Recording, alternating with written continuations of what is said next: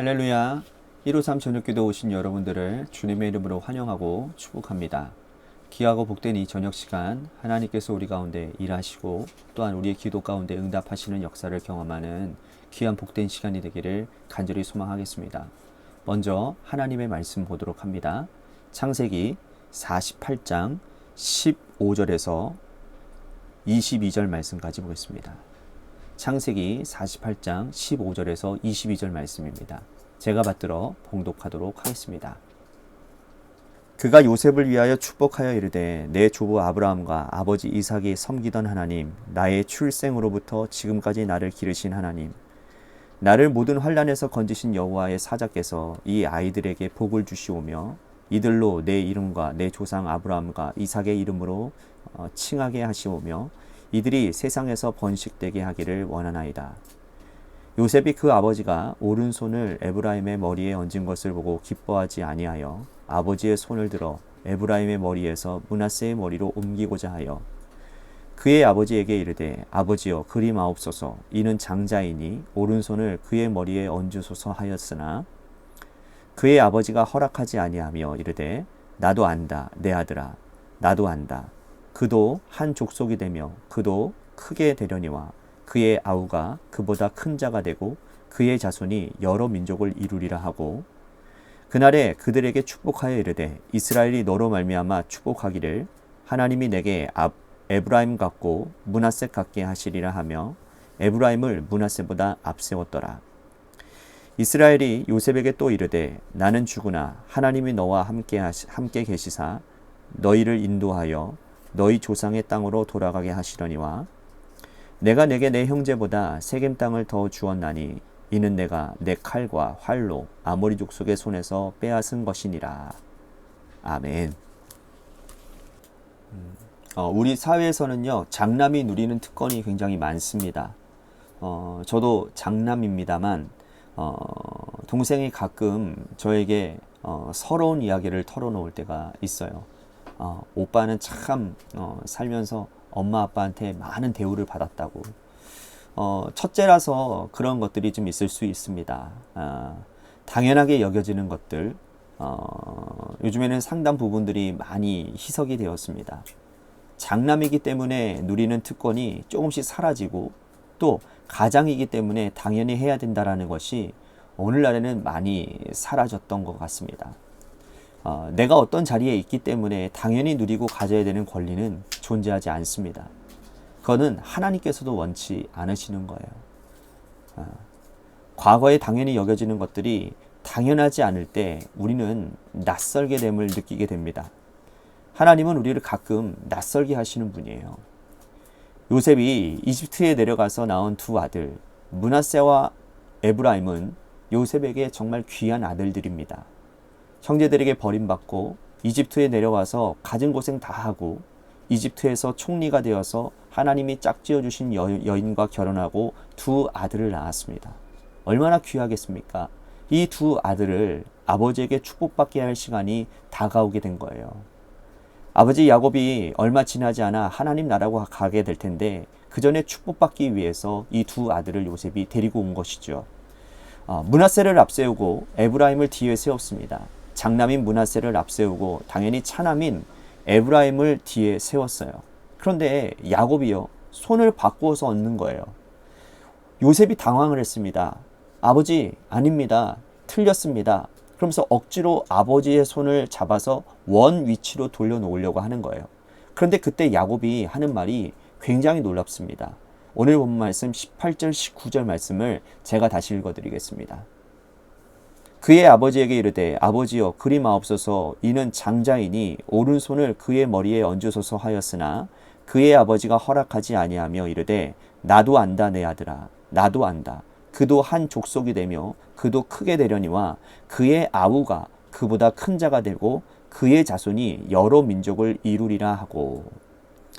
이게 당황스러운 말씀이 아닐 수가 없습니다. 물론 므낫세가 어떤 잘못을 저질러서 이렇게 되었을 수도 있었습니다. 성경은 거기까지는 기록하지 않고 있어요. 물론 에브라임이 하나님 보시기에 어떤 귀한 일을 해서 에브라임을 더 귀하게 보았을 수도 있습니다. 그러나 성경은 거기까지 우리들에게 정보를 주지 않고 있어요. 오늘 우리가 이 이야기를 통해서 기억해야 되는 것은 뭐냐면 하나님 나라의 은혜를 받는 역사에는 당연히 받는 것은 없다라는 거예요. 하나님께서 당연히 내가 받을 만하니 복을 준다라는 것은 없는 거예요.